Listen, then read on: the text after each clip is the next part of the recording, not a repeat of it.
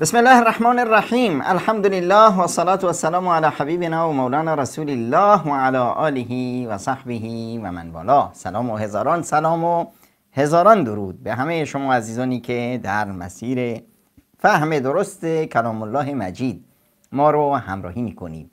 میخوایم این تصور مالی خولیایی که برای ما ساخته شده که آقا قرآن رو شما نمیفهمید، قرآن رو فقط نمیدونم آدمایی که شاخ و برگ داشته باشن میفهمند قرآن، میخوایم این رو بشکنیم. میخوایم یاد بگیریم که قرآن کلام رب العالمین هست. خطاب قرآن برای تک تک من و شما هست. نامه الله برای تک تک من و شما هست و تک تک من و شمایی که خالقمون الله هست، عقل و درایت و هوش و فهممون رو خداوند ساخته. این پیام رو برای ما بر مبنای همون عقل و فهم و درک و شعوری که داریم برای ما نازل کرده. این تصورات عجیب غریبی که برای ما ساختن، اینها رو همه رو میخوایم بندازیم توی آشغالدانی، رک و پوزخنده بگیم ما بنده خداییم، کلام خدا رو میفهمیم. چطور یک عربی که اون زمانها می اومد، نه فرهنگ ما رو داشت، نه این همه سوادی که ما داریم و داشت، نه این همه امکاناتی که ما داریم و داشت، می اومد پیش رسول اکرم صلی الله علیه و سلم، آیات قرآن رو میفهمید، کیف میکرد، زندگیش رو بر مبنای اونها وفق میداد و میشد یک انسان خوشبخت و با سعادت. اما ما چه شدیم؟ میدونید در دنیا بیشترین کتابی که بیشتر از همه کتابها روزانه خوانده میشه قرآن کریم هست. 2.5 میلیارد مسلمون روزانه قرآن میخونن. برخی دو نمازها میخونن، برخی تلاوت میکنن، برخی از مصحف قرآن تلاوت میکنن، برخی از حفظ تلاوت میکنن، برخی کم تلاوت میکنن، برخی زیاد تلاوت میکنن. اما همه جامعه بشری بیشترین کتابی که روزانه خونده میشه قرآن هست. و تنها کتابی که خونده میشه و فهمیده نمیشه و نمیخوان بفهمیم، افراد میخونند بدون اینی که اصلا در فکر فهمش باشن، قرآن کریم هست. این درد ما اینجاست، دردی که خود پیامبر شکایت میکنه ازش. در روز قیامت پیامبر میگه یا وقال الرسول یا ربی این قوم اتخذوا هذا القرآن مهجورا. ای الله، این قوم من، امت من، این قرآن رو گرفتن، ولش کردن. گرفتن یعنی گرفتن یعنی چی؟ یعنی چاپش میکنن، توی خونه هاشون دارن، احترامش رو دارن، بهترین چاپ ها، بهترین شکل ها، بهترین اندازه ها، کوچیک و بزرگ و فلان و فلان رو گردوناشون آویزون میکنن، مثل زنگوله توی ماشیناشون آویزون میکنن، فکر میکنن دزدگیره، تو خونه هاشون میذارن، فکر میکنن که جن پرونه. مهجوراش کردن، فکر توش نمیکنن. این کتاب برای جنگیری نیومده، این رو قبرها خونده بشه. این کتاب نیومده که برای مرده ها بخونیمش. این کتاب راز سعادت زنده هاست، راز خوشبختی انسان هایی که زنده هند هست. افلا یتدبرون القرآن ام علی قلوب اقفالوها. آیا اینها قرآن رو تدبر نمی کنن؟ توش چی شده؟ قلبهاشون قفل زده شده؟ یعنی اونی که قرآن رو میفهمه انسانی هست که قلبش باز هست. اونی که قرآن رو نمیخواد بفهمه و تلاش نداره برای فهم قرآن، سعی نمیکنه برای تدبر قرآن، اون انسانی هست که قلبش زنگ زده، قفل زده. این قفله هم زنگ زده، کلیدش هم گم شده. کتاب انزلناه الیک مبارک لیدبروا آیاته. این کتابی هست که ما به سوی تو فرستادیم و این کتاب مبارکی هست. کسی که در این کتاب میخونه تو زندگیش برکت میاد. کسی که این کتاب رو میفهمه در زندگیش برکت میاد. کسی که این کتاب رو عمل میکنه کل زندگیش برکته. لیدبروا آیاته، تا برای تدبر آیاتش. یک آیه از قرآن رو بخونی، بفهمی، عمل کنی، بهتر از این است که 100 بار قرآن رو کامل بخونی و مرور کنی و دلت خوش باشه که 100 بار قرآن رو ختم کردم. قرآن برای ختم کردن نیومده. صحابه بسیار بزرگی بودن که قرآن رو حفظ نداشتن. حضرت عمر سوره بقره رو 10 سال طول کشید تا حفظش کرد. چرا 10 سال طول کشید؟ میتونست 2 ماه، 1 ماه، چند روز حفظش بکنه. اما نه، حضرت ابن مسعود میگه که ما با قرآن این کاری که شما میکنید رو نمیکردیم.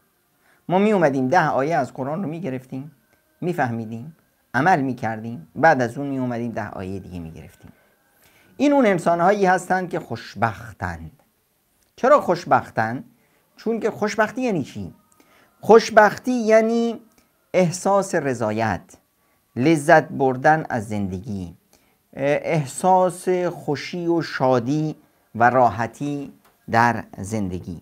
یعنی یک حالت نفسی هست که بین راحت روحی روانی و لذت جسمانی جمع میکنه.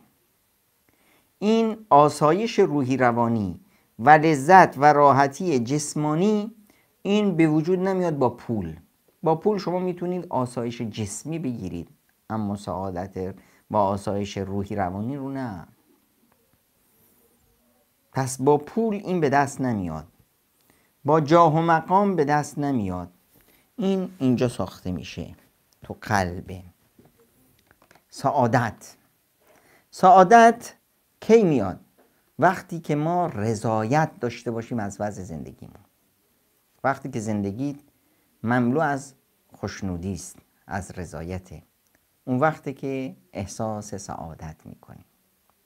خداوند متعال به پیامبرش میگه در آیه 130 سوره طه: فاصبر علی ما یقولون و سبح بحمد ربک قبل طلوع الشمس و قبل غروبها و من آناء الليل و اطراف النهار لعلک ترضی.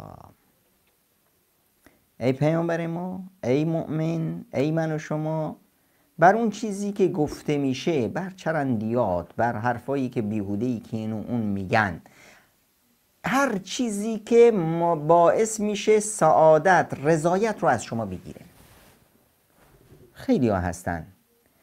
ببینید سوره الناس آخرین سوره قرآن الکی نیست. یعنی آخرین پیامی که قرآن به من و شما میده، میگه که آقا متوجه باشید از بین انسانها و جنها شیطانهایی هستن، نکنه که این شیطانها بیان آسایش شما رو بدزدن. از اینها به خدا پناه ببرید، سپر الهی بگیرید، با جنها و انسانهای شیطان صفت بجنگید. هر کسی اومد با دنیاش خواست رضایت رو از شما بدزده، بدون که این شیطان اومده که زندگی تو خراب کنه. محمود آقا، این ماشین همون ماشینی نیست که وقتی دانشجو بودی بابات خریده بود؟ بله همونه. طرف با ماشینش کیف میکرد، خانوادهش کیف میکردن، ماشین دارن. بابا خاک به سرت بشه با ماشینت. من تا حالا 3 تا ماشین عوض کردم. یه ماشین دبش گرفتم، تو این ماشین هنوز راه میره. اینو بچه های شنیدن، خانمش شنید، خودش شنید، دیگه دلش از این ماشین رفت. بچه ها الان از این ماشین خجالت میکشن سوارش بشن. پدر مادر، بچه ای که میاد روی جلوی خواهر برادراش میگه بابا شما دارید به خواهرای من ظلم میکنید. چرا ظلم میکنید؟ این خواهرم فرستادی دانشگاه، این رفته مدرسه ابتدایی، این خرجش اینقدر، این خرجش اینقدر، همینقدر که میری این بچه پسرت اینقدر خرج میکنی روی اونقدر خرج میکنی. عجب، زندگی رو تلخ کرد برای خواهر برادرها. این کوچیکه احساس مظلومیت میکنه. اون احساس چی؟ در حالی که قبل از این احساس سعادت میکردن. این خرجش بیشتره چون عمرش بیشتره، درسش، طبیعت زندگیش. اون خرجش کمتره چون که عمرش کمتره. فردا این از خونه میره بیرون، مستقل میشه، هنوز این خرج داره. این خرجش بیشتره چون بیماری داره، باید درمان باشه. تو خرجت کمتره چون سلامتی داری، نیاز به اون درمان نداری. اینا همش در فضای زندگی خوش بودن. یکی اومد این خوشی رو دزدید. اینهایی که میان تو رو، سعادت رو ازت میدوزدن، آرامش و راحتی خانواده رو میدوزدن. فاصبر علی ما یقولون. اینهایی که میان مسخرت میکنن، حجابت رو مسخره میکنن، دینت رو مسخره میکنن و تو هم یک نوع خوای فکری از داخل هنوز پر نشدی، تحت تاثیر قرار میگیری. آقا فاصبر علی ما یقولون، صبر کن بر حرفای پوچ این و اون. زندگیت رو به خاطر حرفای پوچ این و اون به هم نریز. چه کار کنم؟ و سبح بحمد ربک قبل طلوع الشمس و قبل غروبها، قبل از طلوع فجر یعنی نماز صبح و قبل غروبش نماز عصر، من آناء اللیلی در اطراف شب مغرب و عشا نماز تهجد، و اطراف النهار دو طرف روز نماز عصر، نماز ظهر، نماز اشراق یا ضحی، همش در چه فکر باش؟ در فکر تسبیح الله، الحمدلله، نعمتهای الله رو ببین. وقتی که نعمتهای الله رو ببین چی؟ لعلک ترضا. خداوند متعال نفرمود این کارا رو بکن تا من ازت راضی بشم، گفت این کارا رو بکن تا خودت احساس رضایت بکنی. احساس رضایت بکنی یعنی چی؟ یعنی نعمتهای الله رو ببینی. نعمتهای الله رو که دیدی اون وقت زندگی پر از سعادت و خوشبختی میشه. عزیزان یک مثالی رو میزنم، خواهشاً خیلی دقت کنید. این کل زندگی ما رو عوض میکنه. تصوراتی که از زندگی داریم کلاً عوض میشه. چقدر از ما بدبخت شدم از روزی که از کشورم رانده شدم، در به در شدم.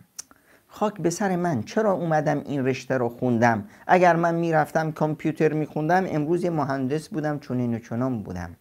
وای ویلا به حال من، الان من خیاط بدبخت، ببین چه روزگاری افتادم. اگر من مثل فلانی میرفتم میخوندم الان دکتر بودم، وضعم چنین بود. وای به حال سر من، ای کاش نمیرفتم پزشکی رو میخوندم. پزشکی با کثافتای مردم و با خون مردم حالم به هم خورده. ای کاش میرفتم بنایی میشدم، الان یه بنا بودم که نمیدونم فلان. وای به حال من، خدا منو بدبخت کرد که اومدم معلم شدم. ببین این رفیق من معلمی رو نه که همون مدرسه بود درس ولش کرد رفت دنبال تجارت، یه توف میندازه 2 میلیارد میگیره. من از صبح تا باشه گچ میخورم، در آخر ماه 2 میلیون هم ندارم. اینا چیه؟ اینا همین انسانهای گم که چششون به دیگران هست، لذت‌های داخل زندگی خودشون رو نمی‌بینن. اینی که تاجر 4 تا بچه به سلام بی سر و ته داره، درد خاص خودشو داره، تو جهنمی دیگه ای غرقه که تو خبر نداری. اونی که نمیدونم تو میبینی که اینجوری با دمش گردو میشکنه و پول داره و به اصطلاح جفتک میزنه، اون رو نمیدونی که توی زندگیش چه بلاهایی هست که در زندگی تو اونا نیست، چه آسایش ها و سعادت ها و نعمت هایی تو داری که اون تمناش رو داره. اینا از کجا میاد؟ از اینی که راضی نیستیم به اقدار الله متعال. در قرآن کریم خداوند متعال یک سوره برای ما گذاشته، سوره فتح، سوره کهف. سوره کهف وسط قرآنه. هر روز جمعه ما این سوره رو میخونیم، در غیر جمعه هم میخونیم. سوره پر از لطافته. میخوام در این سوره یک درسی رو خداوند متعال برای ما گذاشته که باید بدونیمش. یک قصه ای هست که با تمام قصه های انبیا و همه قصه هایی که میدونیم و نمیدونیم فرق میکنه. قصه موسی و خضر علیه السلام. قصه عجیبی است.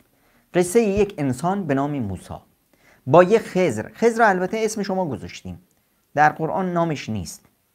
بنده صالح، یعنی نامش رو نمیدونیم.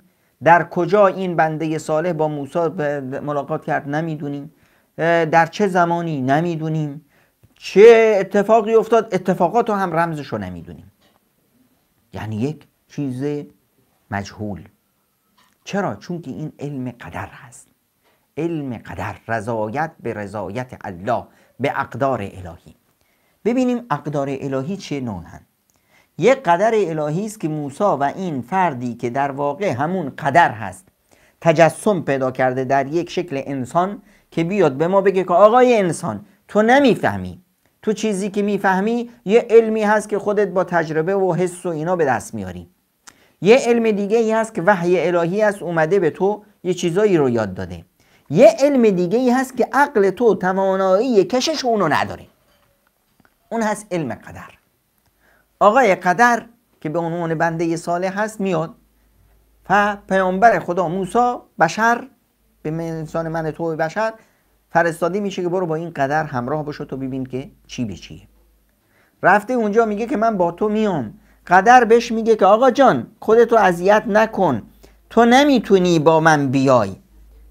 فوجد عبدا من عبادنا آتیناه رحمة من عندنا وعلمناه من لدنا علما. خداوند میگه که این بنده من اینقدر دو ویژگی داره. ویژگیش اینه، یکی رحمت و یکی علم. رحمتش قبل از علم و دانشش هست. رحمت در همه اقدار الهی رحمت الهی است، همراه با علم خدا که ما نمیدونیمش. یعنی خدا میدونه که این چیزی که برای تو صورت گرفته بهترینه، یعنی این وضعیتی که تو یه انسانی که به این رسیدی، این تقدیری که خداوند متعال تو رو آورده به این مرحله رسونده، این به رحمت الله تو رو آورده بگه. در این رحمت و شفقت الهی است برای تو و در این رسیدن به این علم الهی بوده که تو نمیدونی. به این راضی باش، به این وضعیت راضی باش. این رو میبینیم که میاد میگه که من میخوام، بشر میگه که من میخوام با تو همراه بشم. هل اتبعک علی ان تعلمنی مما علمت رشدا. من با تو هم میخوام همراه باشم که یکم از همین چیزایی که به اصطلاح هست به من یاد بدی. قدر بهش میگه انک لا تستطیع معی صبرا، انک لن تستطیع معی صبرا. تو هرگز نمیتونی با من صبر کنی.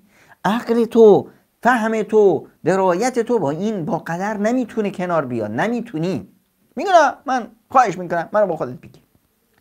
قدر میاد بشر رو با خودش میگیره.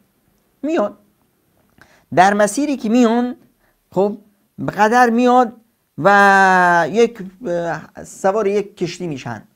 قدر میاد، تقدیر میاد این کشتی رو خرابش میکنه. بشر ناراحته، چرا همچین کاری میکنی؟ میگه مگه من نگفتم تو نمیفهمی؟ تو با من نمیتونی تحمل کنی؟ الان چه اتفاق افتاد؟ یک اتفاق شری که در زندگی من و شما میفته. چه احساسی ما داریم؟ همون احساسی رو داریم که کشتیبانان داشتن. کشتیبانان چقدر ناراحت شدن که کشتیشون شکسته، سوراخ شد. چقدر احساس خطر کردن که نکنه غرق بشن. چقدر احساس میکردن فقیر بودن، چطور این رو اصلاحش بکنیم. همون چیزی که من و شما میگیم. ای خدا، اگر همین اتفاق برا من نمیافتاد، اگر منو از کارم بیرون نمیکردن، خدایا من از کار بیرون شدم که ذلیل بشم پیش اونا، خدایا من این جایگاهی رو داشتم، این جایگاه از من گرفته شد که همه مردم منو به چشم حقارت ببینن، خدایا همین اعتراضاتی که ما داریم. این رو چه داشت؟ همین افراد سوار بر کشتی، کشتیبانان. خب بعدش اتفاق افتاد، رفتن اونجا دیدن که یک پادشاه ظالمی هست، کشتی های سالم رو میگیره با خودش. اینی که آقا کشتی شما سوراخه، برید گام شید، کشتیتون رو بردارید برید. چقدر خوب شد، ای الحمدلله که کشتی شکست تو راه. این برای من و شما چقدر اتفاق افتاده. میخواستیم بریم شهر فلانی، ماشین از دستمون رفت، بعد از 2 ساعت شنیدیم که ماشین تصادف کرد، همه تو سرنشین. الله، خدا من نجات داد. چقدر در زندگی ما برای خودمون، برای اطرافیانمون اومده حوادث بسیار وحشتناکی که برای ما وحشتناک بود، برایش گریستیم، ناراحت شدیم، درد داشتیم، الم داشتیم، بعد دیدیم که نه، چه سعادتی بود. جوونی، یه دختری رفته بود خواستگاری قبولش نکردن، چندین ماه این بیمار بود از غم و اندوه. دختره بعد ازدواج کرد، بعدن فهمیدن که این دختره روابط نمیدونم چی داشته قبل از این. بعدش اومده بود تو مسجد گریه میکرد که خدای منو نجات دادی از این بلا. خیلی برای هممون اتفاق افتاده، 10 بار اینو دیدیم. این همون قدره، شری که خداوند متعال پشتش خیری رو گذاشته بود، ما شر رو تصور شر کردیم، بعد از اون برایمون اون تقدیر الهی کشف شد، خوشحال شدیم. یک نمونهش اینه. یه نمونه دیگه شی، قدر با بشر همراه شدن، رفتن قدر تقدیر یک جای یک پسر بچه رو زد، تق کشتش.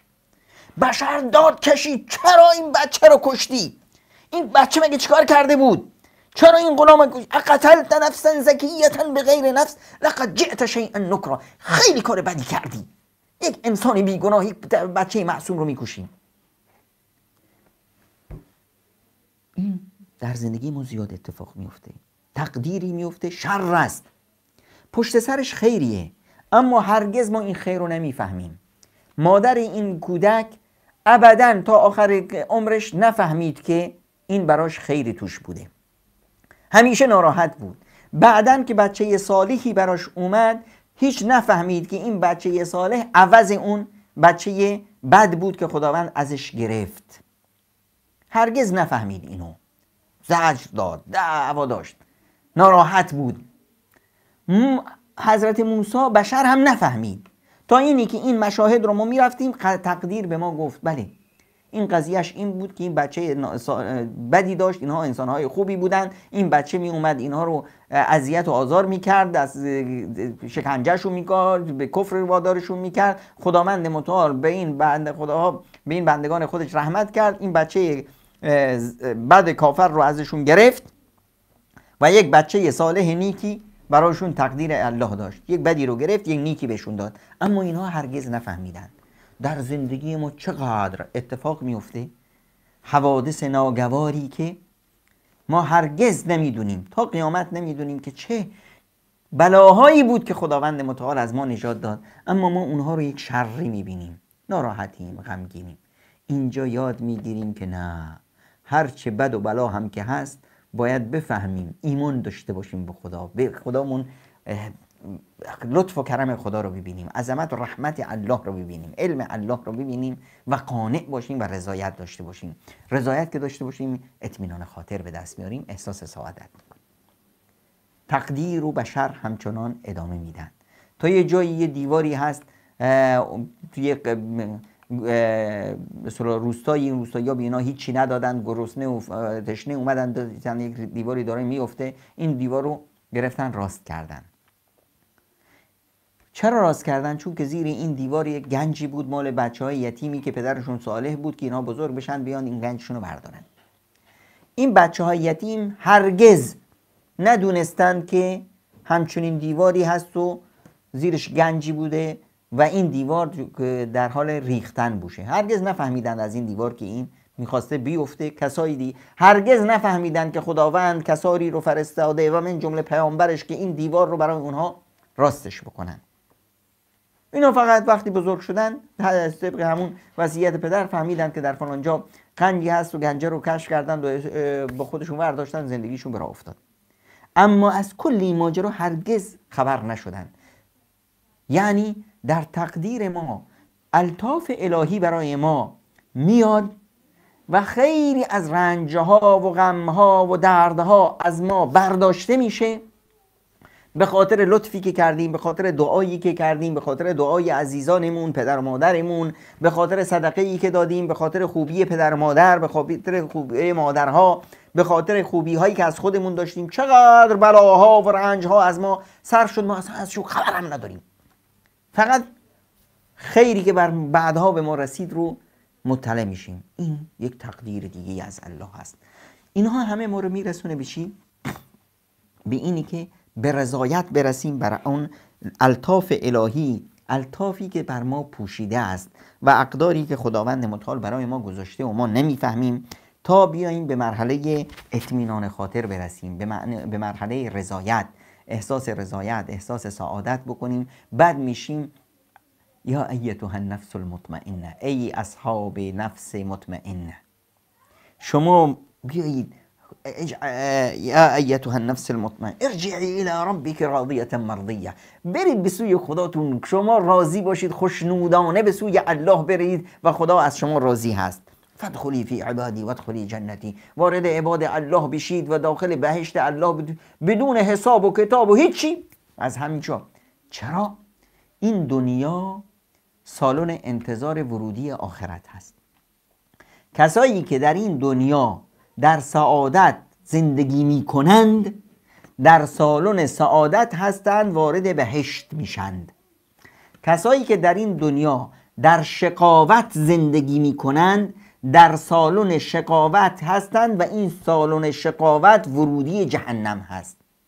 در خداوند دو جنت خلق کرده، دو بهشت، بهشت دنیا و بهشت آخرت. اون کسی که طعم لذت بهشت دنیا رو نچشه، وارد بهشت دنیا نشه، اون وارد بهشت آخرت نخواهد شد. پس این رو خوب درک بکنیم. عزیزانی که ما رو همراهی میکنید، سلام و صد سلام و هزاران سلام و درود بر همه شما عزیزان. چشم انشالله یک میان برنامه میگیریم و میاییم روی سوالات و مشارکت های شما عزیزانی که ما رو همراهی میکنن، چه روی صفحه فیسبوک چه روی اینستاگرام. میتونید سوالاتون رو مطرح کنید. همچنین شماره واتساپ که زیرنویس هست یا زیرنویس میشه بعد از برنامه، میتونید مستقیما به واتساپ هم زنگ بزنید یا پیام بدید و بعد از میان برنامه انشالله پیام‌های شما رو میخونیم و با هم همراه میشیم. یه میان برنامه میگیریم، برمیگردیم.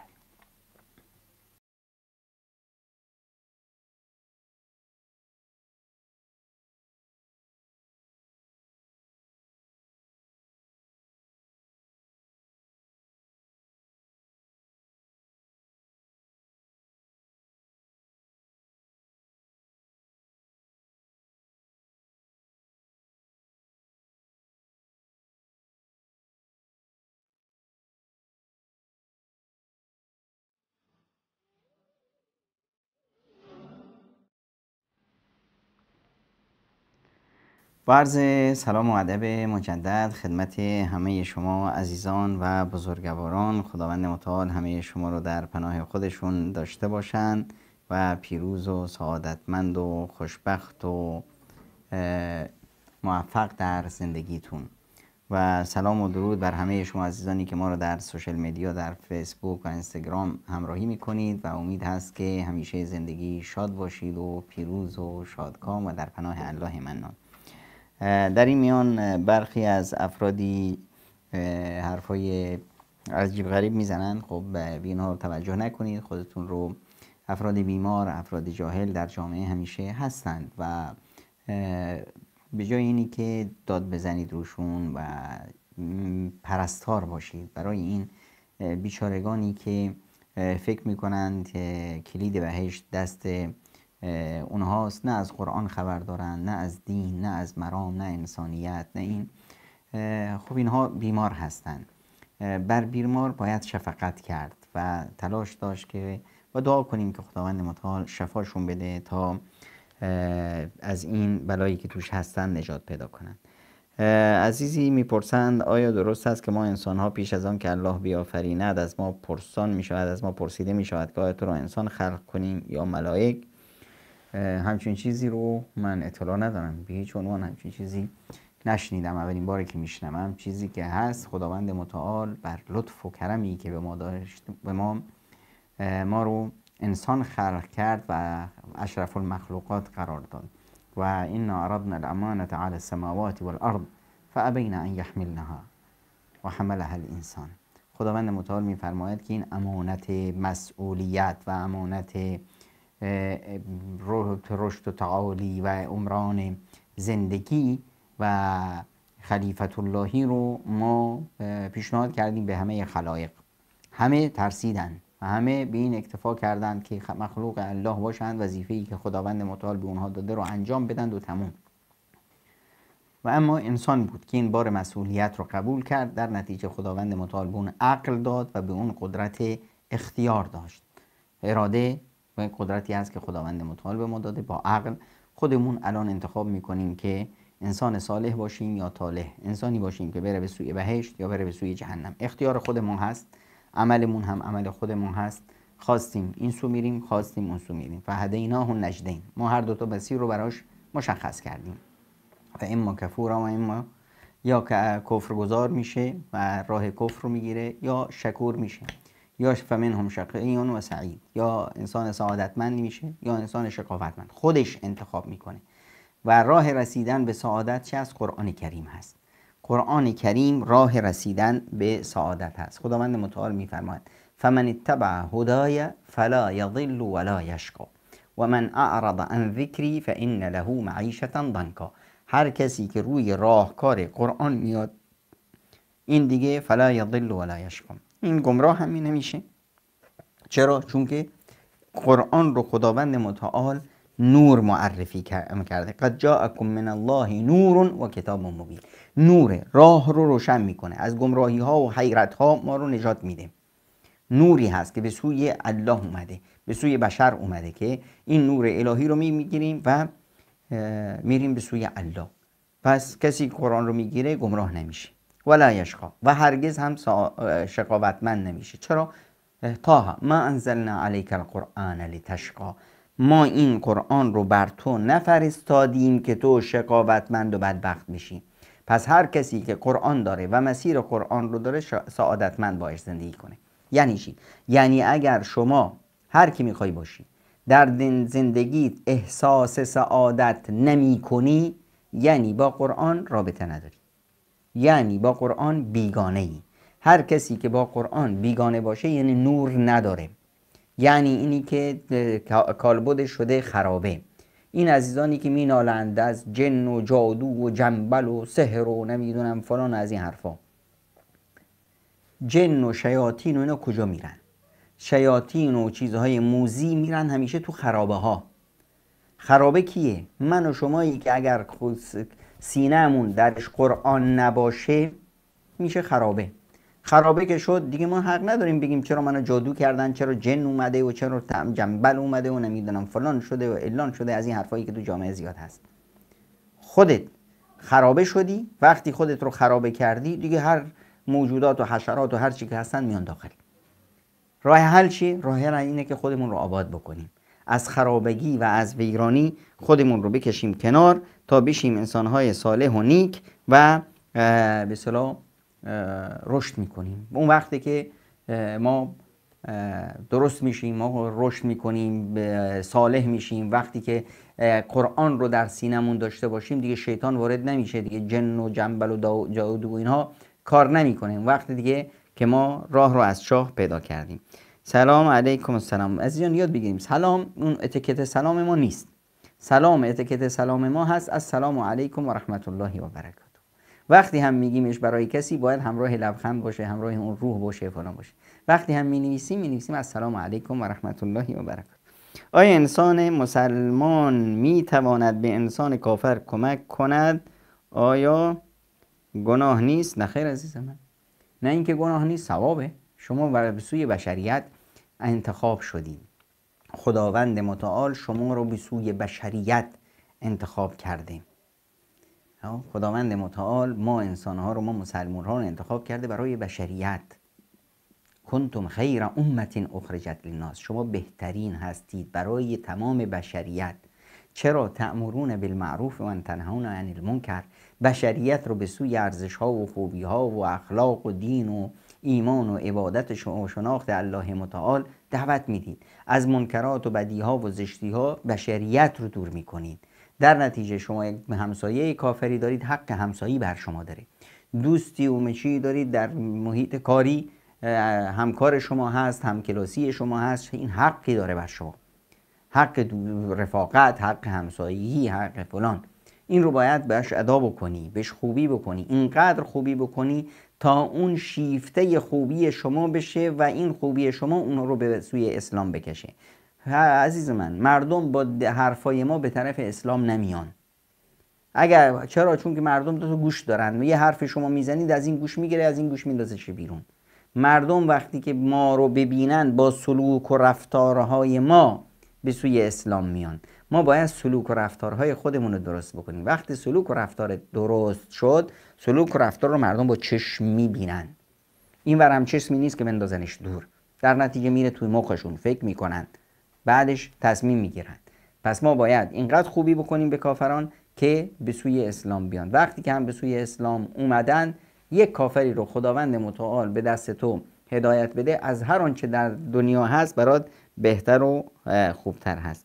سلام و سلامت و سربلند باشید. سحر و جادو چگونه میشه باطل کرد؟ سحر و جادو وقتی که شما شدید خرابه، سحر و جادو اومد توت. چگونه میشه باطلش کرد؟ این خرابه رو آبادش بکنید. یه خونه خرابه هست، چه کار میکنید؟ خرابه هست یعنی میرید این دیوارهای پوسیده رو برمیدارید، اونجا رو تمیز میکنید، از سر نو با دیوارها و ملات و بلوک و نمیدونم آجر جدید تمیز میاریدش بالا. خرابی هست یعنی چی؟ یعنی پر از گناه هست. اون کسی که پر از گناهه، پر از معصیته، توبه میکنه، گناهانش رو پاک میکنه، از سر نو رابطهش رو با خداوند درست میکنه. رابطه با خداوند، نمازهای جماعتش، رابطهش با قرآن، دعاهای صبح و شام، دیگه اون وقت شما میشید. این کتابی هست به نام دعاهای صبح و شام، اسمش مؤلف خیلی زرنگه، اسمش رو گذاشته حصن المسلم. یعنی چی؟ یعنی دژ مسلمون. یعنی وقتی شما دعاهای صبح و شام میخونید در یک دژ هستید. وقتی که من صلی صلاة الصبح فهو فی ذمة الله، خود رسول اکرم صلی الله علیه و سلم در حدیث صحیح روایت مسلم میفرماید کسی که نماز صبح رو در جماعت میخونه این چه هست؟ در پناه الله هست. اون وقتی که با پناه الله میایی یعنی در یک دژ هستی. اون وقتی که دیگه هیچ جادو و جن و اینی به شما نزدیک نمیشه. راهی اینی که برو پیش جادوگر و پول بده و فلان بده، اینا همش بازاره. اینا یک شیادی هست نشسته اونجا تعویذ نویس و رمال و جادوگر و فلان و فلان. بابا جان عزیز من، یکم عقلمون رو به کار بگیریم.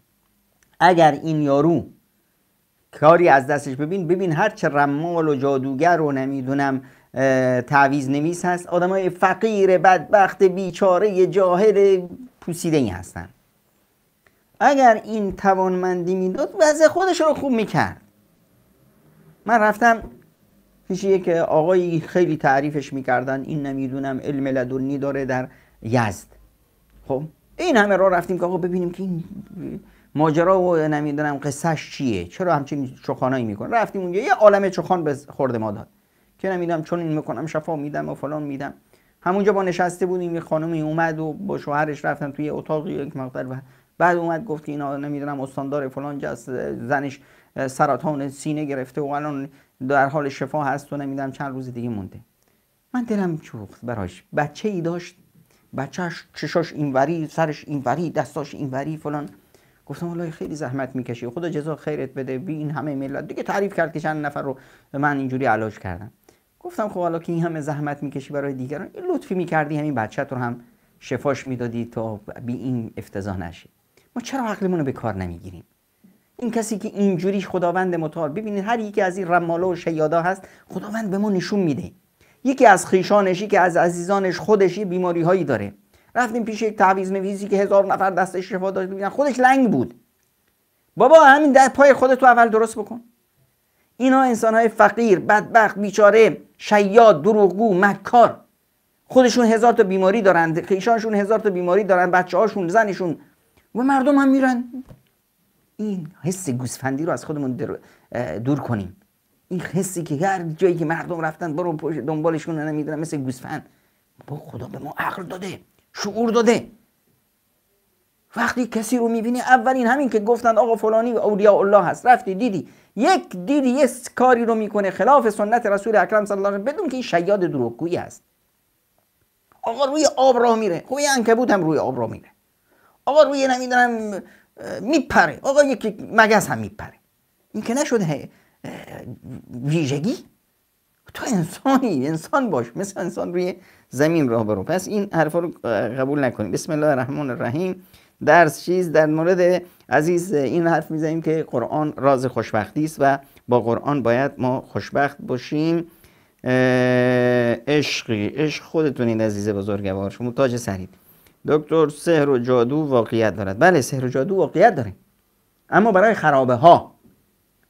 میخوای سحر و جادو نشی، نماز جماعت، دعای صبح و شام، قرآن، در پناه الله هستی.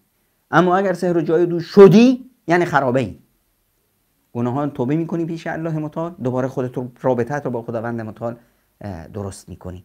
سحر و جادو یعنی چی؟ یعنی اینی که خداوند متعال داره به من و شما میگه عزیز من قرآن کریم راهکار زندگی ماست. شما وقتی که تو خونت میری یه جایی سفری، پدرت نصیحتت کرده، آخرین لحظه که داری از خونه میری تو گوشش میگه آخرین حرفو، پسرم مواظب فلان باش، پسرم مواظب نمیدونم فلانی باش که باش دوستی نکنی. خداوند متعال کل قرآن داره برای ما نصیحت میکنه، راهکار زندگی نشون میده تا آخرین نصیحت که تموم شد. قرآن ها چی شد؟ قل اعوذ برب الناس ملک الناس اله الناس من شر الوسواس الخناس. وسواس خناس هستن توی جامعه، شرورا هستن توی جامعه. الذی یوسوس فی صدور الناس، توی سینه تو داره داغون میکنه. کی هستن؟ من الجنه و الناس، از جنها و انسانها. یعنی شرورت و شیطانهای جن و انسی هستن. آقا حواست جمع باشه. یکی از راههای فرار از این آباد کردن سینه و دل، از خرابه دور شدن، همین قل اعوذ برب الفلق قل اعوذ برب الناس هست که هر روز صبح باید 3 بار بخونی، شب 3 بار بخونی، قبل از خواب 3 بار بخونی. ازدواج با شیعه، با زن شیعه چه حکمی داره؟ شیخ چه تغییری باید بکنه تا بتوان ازدواج کرد؟ لطفا جواب بدید. عزیز من، ازدواج بین شیعه و سنی هیچ عالم شیعه و عالم سنی نگفته. به هیچ عنوان جایز نیست. دو تا دین کاملا متضاد هستند. اسلام یعنی همین اسلام هست. شیعه چی هست؟ شیعه یک عقده هست، عقده برای انتقام از اسلام. آیا در جامعه ما شیعه وجود داره؟ نه، در جامعه ما شیعه وجود نداره. در ایران نه، در افغانستان. اینا که میگن شیعه اند، اینو خودشون هم نمیفهمن، دروغ میگن. این جامعه سنی هست، جامعه اسلامی هست، به مرض شیعه، به مرض تشیع گرفتار شده. یک انسانی کرونا گرفته. تشیع یک کروناست، یک کرونای فکری. یعنی کسی هست، آدمی هست که بیاد به زن پیامبرش فحش بده، به صحابه پیامبرش فحش بده، بگه که آقا این قرآنی که خدا پیامبرم برام آورده آقا من قبولش ندارم، این قرآن کوچیکیه، اونی که بود اون قادی بود. کسی عاقلی همچنین کاری کرده در طول تاریخ؟ کسی همچنین کاری کرده؟ بیاد برید آقا از مسیحا بپرسید آقا بهترین دوستا یا بهترین اشخاص شما کی هستند؟ میگن آقا شاگردای حضرت مسیح علیه السلام. برید پیش یهودا، آقا بهترین افراد پیش شما کی هستند؟ میگن که شاگردای حضرت موسی علیه السلام. آقا برید پیش گاو پرست، بگید بهترین مردم شما کی هستند؟ میگن اون شاگردای گاو ما. برید پیش شیعه، بگید آقا بهترین افراد شما، بدترین افراد شما کی هستند؟ میگن شاگردای پیامبر ما. همچین حرفی رو یک عاقلی میزنه؟ آقا خائن در پیش شما کی هست؟ زن پیامبر ما. همچین حرفی رو کسی میزنه؟ آنو ده همین گروه دیدید بالاتر طرف اومده فحش میده به حضرت عمر. حضرت عمر کیه؟ حضرت عمر داماد علیه. در دین تشیع پیامبر ارزش نداره. در دین تشیع پیامبر ارزشش چیه؟ اینه که آقا پدر فاطمه است، فاطمه هم زن علی، ارزش فاطمه به علی، ارزش پیامبر به فاطمه. این پس یه بیماری هست. تشیع یک بیماری هست، در جامعه ما وجود نداره. جامعه ما به مرض تشیع گرفتار شد. حالا یک زنی هست تشیع شیعه است، آقا بیماره، کرونا داره، چه کارش باید کرد؟ علاجش کنید. بیا باش بشین، بهش بفهمون که اسلام یعنی قرآن، اسلام یعنی پیامبر اکرم صلی الله علیه و سلم. قرآن رو میخوای بفهمی؟ بیا آقا این دیگه عذری نیست بریم پیش که قرآن رو بخونیم. آقا بیا همین مثال حق برو ببین آقای شیخ سلیمانی برات کل قرآن رو تفسیر کرده و شرح خواندن قرآن، ترجمه قرآن بهت یاد میده. در وسائل حق آقا تفسیر کامل قرآن از خیلی از مشایخ هست، توی به اصطلاح مفتی زاهدان تفسیر کامل قرآن در هست. برو آقا بگی تفسیر قرآن بگیر، یا آقا برو کتاب تابش علامه برقعی بتشکن رو بخون، برو کتاب تفسیر نور رو بخون. ذهن رو بساز. این یه بیمار است، درمانش کن. نگو آقا تو مشرکی، تو بدبختی تو کنه. بابا این نیست، با خدا مشرک و به چی نیست. این نمیدونه. بپرس اسم پدرش کیه؟ اسمشو میگی زهرا، اسم پدرش چیه؟ کلبری، اسم پدر بزرگ مار حسین، اسم نمیدونم فلانش قنبر حسن، اسم فلان علی، اسم بعدش چی؟ عثمان، عمر. پس این 5 6 7 جد پیش برادر 7 جد پیش شما بوده، مسلمونی بوده. این صفوی‌ها اومدن کشتن پدر بزرگشون رو کشتن، بعد پدر بزرگ بعدی رو گرفتن آخوندش کردن، دختراشون رو گرفتن صیغه‌ای کردن. این بیمار است، درمونش کن، فهمش رو ببر بالا. این نگو که مشرکی، نمیگو که نمیدونم کافری، نگو که چی هستی، بگو آقا تو مسلمونی، گولت زدن، بیمار شدی، به تشیع، به بیماری تشیع گرفتار شدی. خوبه تو ایران هم میگن تشیع، نمیگن چیه؟ چیه نیستن، اینو تشیع یک بیماری هست. این رو میایی عقلش رو باز میکنی، وقتی که دینشو فهمید، شهادت میده، قرآنشو قبول داره، فلان داره، که وصال حق برات کافیه. هر شبهه‌ای که داره برو تو وصال حق، برو ببین یا برو به آن روی سکه، میبینین اونجا که آقای انصاری نشسته یک بت شکن، کل مسائل تو حل میکنه. هر چه شبهه داری آقا برو برنامه کی رو بخون، نگاه کن تو وصال حق عبدالقدوس دهقان، برو برنامه استاد سجودی رو نگاه کن، کل مسائلت حل میشه. قضیه رو اینقدر سخت نگیر، اما باید چیز کن، خودمون رو بسازیم تا بتونیم به اصطلاح قضیه رو حلش بکنیم. عزیزی با ما هست در واتساپ، بفرما عزیز بزرگوار. سلام و درود بر شما، الله یارت، بفرما. یه یه سوال داشتم استاد. بفرما عزیز جان. استاد آیا پیامبر تعویض داده؟ نه خیر، پیامبر تعویض نمیداده. میشه توضیح بدید چون تعویض میدن دم میکنن، یه توضیح بدید چشم برنامه‌تون. چشم عزیز جان. باش. ببینید عزیز بزرگوار، خدا حفظتون کنه. نه پیامبر، نه صحابه، نه تابعین، نه هیچی که از صالحین در طول تاریخ چیزی ما به نام تعویض در دینمون نداریم. چیزی به نام تعویض کلاً وجود نداره. چیزی که وجود داره یک نوع دعاهایی هست که خداوند پیامبر اکرم صلی الله علیه وسلم به ما یاد داده. ما بهش میگیم، عموما میگیم دم دعاست. یعنی چی دعاست؟ یعنی مثلا خودتون خب مریضید، سرتون درد میکنه، میایید آقا دستو میذاری رو سرت، 7 بار سوره فاتحه رو میخونید، میگید وقتی میخوابی قبل از خواب سوره قل اعوذ برب الناس رو میخونی، قل هو الله احد رو میخونی، قل اعوذ برب الفلق رو میخونی 3 بار و جسمت رو مسح میکنی. اینو میگن دم، یا همون به اصطلاح اذکار، یا بهش میگن رقیه شرعی، که میری پیش یک خودت همون دعاهایی که هست میخونی. بهترین دم این است که خودت روی خودت بخونی. این حرفایی که نمیدونم ما میریم پیش فلانی آدم صالحی هست و نیکوکاری هست و نمیدونم فلانو از ما دعایش بهتره، این حرفا رو بذار کنار. تو بنده اللهی مثل اونی که اون فلانی بنده الله است. این گمان خوب شماست که فلانی آدم صالحی هست. آیا واقعا پیش خدا صالح هست؟ شاید شما چرا شما از عیب و بدی های ما از دیگران خبر نداریم، از خودمون خبر داریم، برای همین از خودمون زورمون میاد، از دیگران خبر نداریم. اگر به همین گناه ها بومی داشت میفهمیدیم که چه خبره.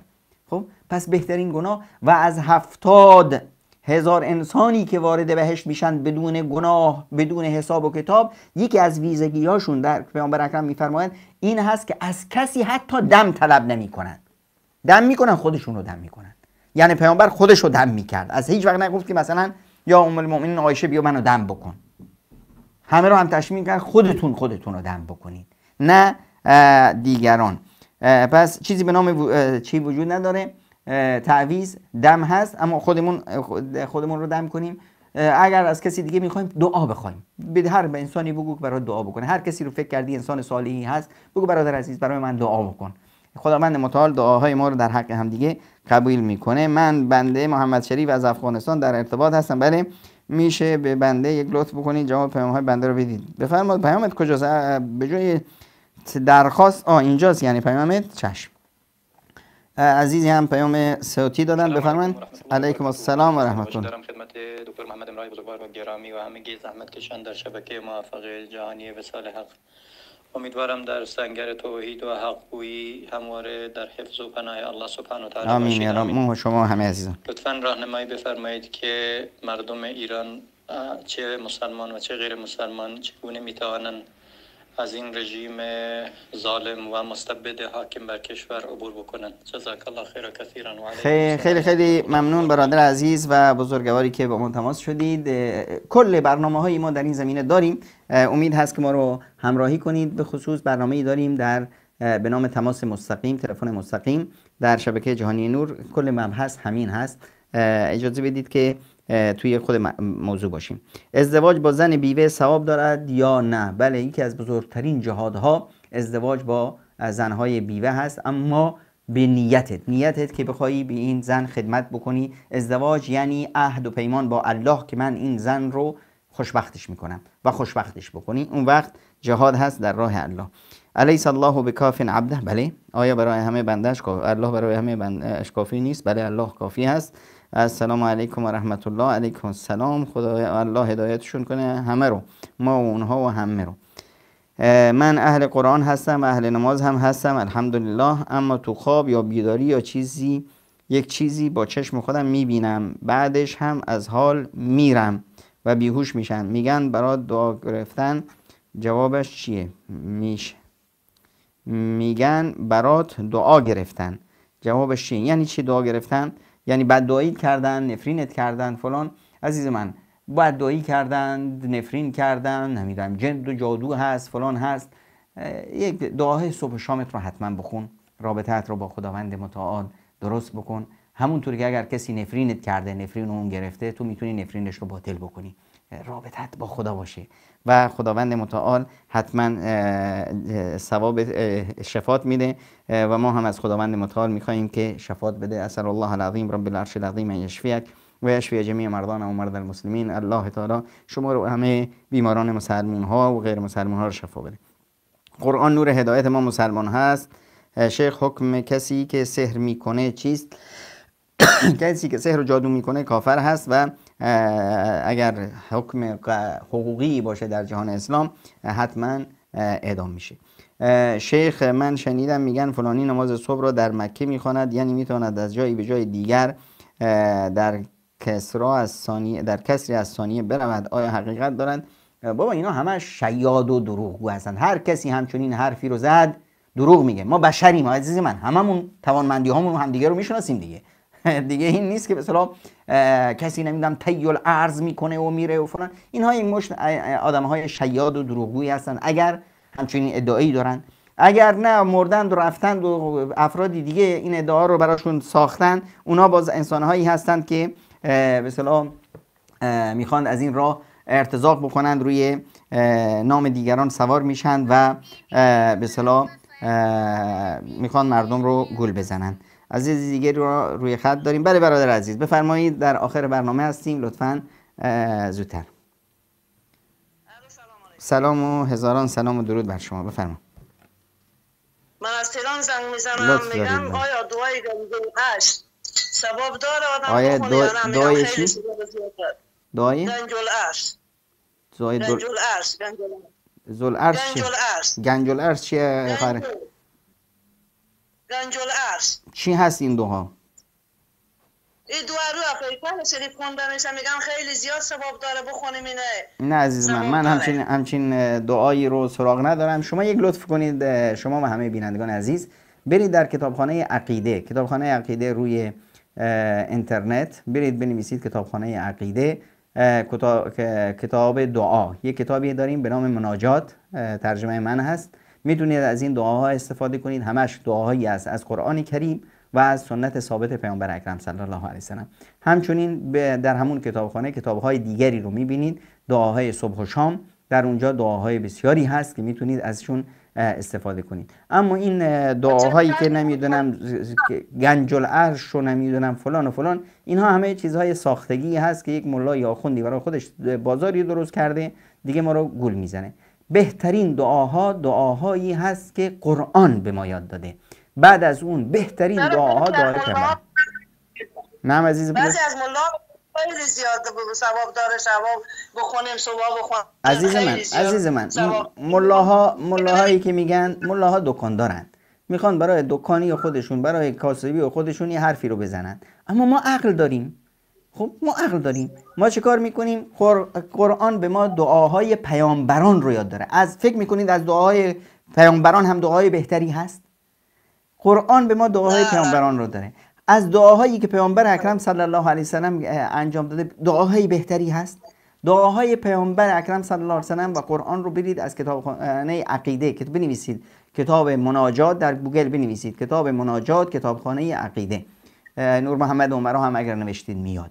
خب این کتاب رو بخونید. کتاب‌های صبح و شام زیاد هست. کتاب‌های فقط همون دعایی رو بکنید که در قرآن اومده و در سنت پیامبر اکرم صلی الله علیه و سلم. غیر از اون هر دعا و هر حاجتی که خودت داری به زبان خودت بگو، از خدات بخواد. لازم نیست که به عربی بگی. هر دعایی که داری در نمازهای نافله‌ای که میخونی، در سجده، بهترین وقت نماز در سجده، نیمه‌های شب، وقتی که صدقه میدی، وقتی که یک کار خیری میکنی بعد از اون کار خیر، وقتی که به یک انسانی کمک میکنی بعد از اون کار خیر، اینها وقت استجابت دعاست. و به زبان خودت اون چیزی که تو دلت هست با خدای خودت داری حرف میزنی. نیاز نیست که به اصطلاح دعا رو به زبان عربی غلط و غلوط بخونی. نه نیاز نیست. به زبان خودت اون چیزی که از خدا میخوای، اون مرادی که از خدا میخوای، اون رو از خدا بخوا و توکلت بر الله متعال باشه. و در ابتدای برنامه هم گفتیم که چطور رضایت داشته باش. برنامه رو اگر از ابتدا دنبال کردی و الا در یوتیوب. موفق و پیروز باشید عزیز بزرگوار. الله یارتان. و پیام برنامه‌مون به آخر رسید. آخرین تماس. عزیز جان آخرین تماس، زودتر وقتمون تموم شده. سلام و درود، برید رو هفته مطلب. الله یارت، سلامت باشین. من از افغانستان با شما هم تاج سر هستیم. برنامه شما را صداتون رفت عزیزم. گفتم امین الانم برنامه شما را تماشا میکنم استاد. لطف بزرگوار. قربانتان استاد. سوالاتی که از مذاهب اهل تشیع است درست است نی؟ متوجه نشدم. گفتم که میخواستم ادعای مردم اهل تشیع بخصوص مردم شیعه مذهب درباره امامت حضرت علی کونا میگن که زمانی که پیغمبر صلی الله علیه و از مکه معظمه به مدینه منوره هجرت میکرد در بین راه عید غدیر واقع شد. آیا این ادعای شیعه بر حق است یا نه؟ بله چشم. عزیز بزرگوار، گرچه که موضوع خارج از برنامه است، ببینید این در حادثه هجرت نیست، در حادثه حجة الوداع است و ادعایی که به اصطلاح هست که عید غدیر چه بود، در عیدی به نام عید غدیر نیست. غدیر اسم منطقه‌ای هست. برید روی یوتیوب ببینید، من رفتم روی مکان غدیر، از اونجا حکایت رو براتون تعریف کردم. استاد سلیمانی و انصاری، استاد انصاری رفتن روی منطقه غدیر، کل حکایت رو اونجا تعریف کردن. توی یوتیوب هست، یوتیوب بنویسین حادثه غدیر خم نور محمد عمرا یا حادثه غدیر خم استاد انصاری و استاد سلیمانی، این حکایت اونجا هست. خلاصه حکایت اینی که برخی از افراد از حضرت علی دلخور بودند، یک قضیه پیش اومده بود که تفاصیلش اونجا هست. اینجا پیامبر اکرم صلی الله علیه و سلم اومدند برای صلح و آرامش برای مردم رو بفهمونند که عزیز من، این علی امیر شما بود، مسئول بود در این قضیه که پیش اومده بود، ایشون دستوری داده بود، شما نباید خلاف این دستور رو انجام میدادید. و الان بهشون گفتن که این علی رو من پروردم، من به اصطلاح تربیتش کردم، عزیز من هست. کسی که منو دوست داره علی رو دوست داشته باشه، کسی که به اصطلاح من کنت مولاه فهذا علی مولاه، من کسی که من دوستش هستم این هم علی رو باید دوست داشته باشه. این یک قدر شناسی یه پیامبر اکرم صلی الله علیه و سلم از تمام یارانش هست. این حادثه در مورد حضرت علی و خیلی از صحابه دیگه رخ داده. برنامه‌مون به پایان رسید. قضیه به تفصیلش روی یوتیوب هست، بنویسید حادثه غدیر خم، شبکه جهانی وصال حق.